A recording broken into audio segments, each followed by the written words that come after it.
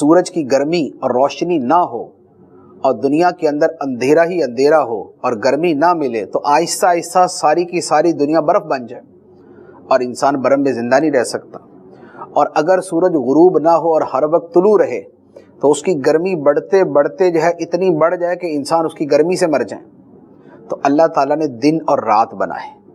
اس نے سورج بنایا تاکہ جو سورج سے ہمیں فوائد ملنے، اناج اگتا ہے، پھل اگتے ہیں، سبزیاں اگتی ہیں، یہ ساری کی ساری چیزیں یہ سورج سے حاصل ہوتی ہیں. پھر انسانی بدن کو کتنی چیزیں چاہیے، اس کو وٹامن ڈی چاہیے، اور اس کا سب سے بڑا سورس جو ہے، سب سے بڑا ذریعہ جو ہے وہ سورج ہے. جہاں پر سورج کی دھوپ اور کرنیں اور روشنی زیادہ ہے وہاں پر وٹامن ڈی کی کمی کم ہوتی ہے، اور جہاں پر سورج کم نکلتا ہے یعنی وہاں پر بادل چھائے رہتے ہیں تو وہاں پر کیا ہے کہ مصنوعی طور پہ انجیکشن لگانے پڑتے ہیں، مصنوعی طور پہ ٹیبلٹس کھانی پڑتی ہیں. تو یہ اللہ تعالیٰ نے جو ذخیرہ ہے، جو وٹامن ڈی انسان کی ہڈیوں کے لیے اور اس کے وجود کے لیے بڑا ضروری ہے، اس کے لیے اللہ تعالیٰ نے سورج کو پیدا فرمایا. اور اس کے علاوہ کتنے فوائد ہیں جن کو ہم جانتے بھی نہیں.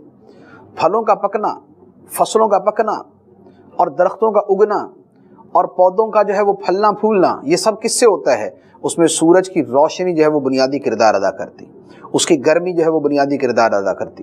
جو اناج پیدا ہوتا ہے، جو گندم اگتی ہے، جو مکئی اگتی ہے، اس کے لیے سورج کی گرمی سب سے مین چیز ہوتی ہے جس کی وجہ سے وہ اناج اگتا ہے کہ جسے کھا کے ہم زندہ ہیں. اللہ تعالیٰ نے سورج کے ساتھ یہ حساب رکھا. اچھا، پھر اس کے ساتھ جو اور فوائد وابستہ ہے کہ سورج نکلتا ہے تو دنیا کے کروڑوں اربوں کھربوں بلب، ٹیوب لائٹس اور سیور اور رنگ برنگی لائٹیں سب کی حاجت ختم ہو جاتی.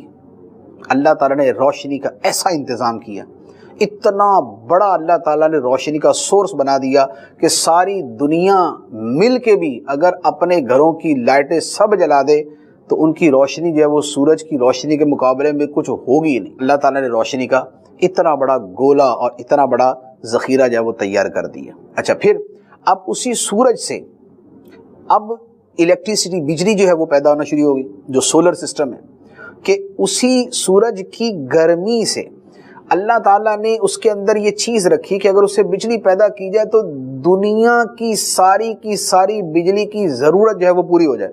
ساری ایٹامک انرجی جو ہے، ساری جو ہے وہ ایٹامک پاور جو ہے، جو اس سے الیکٹریسٹی حاصل کرتے، پاور حاصل کرتے، جو پانی سے حاصل کرتے، جو گیس سے حاصل کرتے، جو بایو فیول سے حاصل کرتے، جو پیٹرول سے حاصل کرتے، جو ڈیزل سے حاصل کرتے، جو دنیا جہان میں کام کرتے ہیں سب ختم کر دے.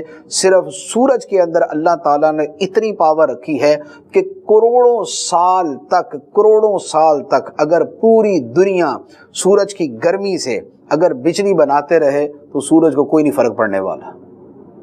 اللہ تعالیٰ نے اتنا بڑا جو ہے وہ ذخیرہ بنایا ہے.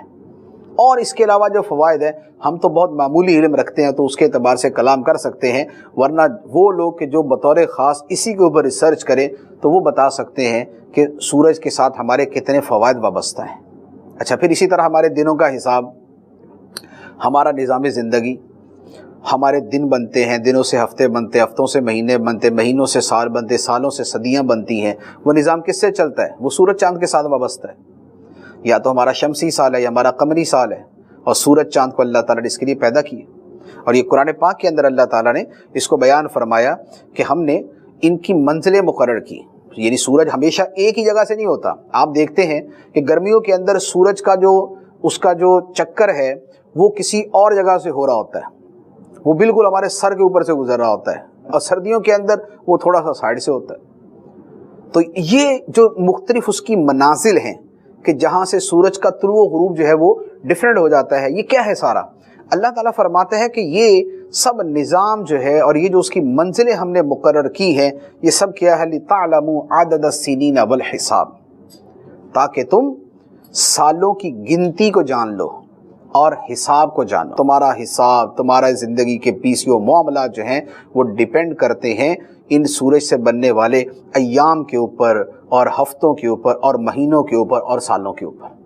تو اللہ تعالیٰ نے ایک ہی چیز سے کتنی ساری چیزیں پیدا کر دی. اچھا، اسی طرح چاند کے ساتھ جو دوسرے فوائد ہیں وہ وابستہ ہیں، ستاروں کے ساتھ اور فوائد وابستہ ہیں. ستاروں کی روشنی بھی ہوتی ہے، ستاروں سے رہنمائی بھی دی جاتی ہے کہ اس سے راستے جو ہے وہ طے کیے جاتے ہیں. اور اس کے علاوہ کیا فوائد ہیں وہ ہو سکتا ہے ہمارے سامنے بھی آئے نہ ہو، مستقبل کے اندر آئیں.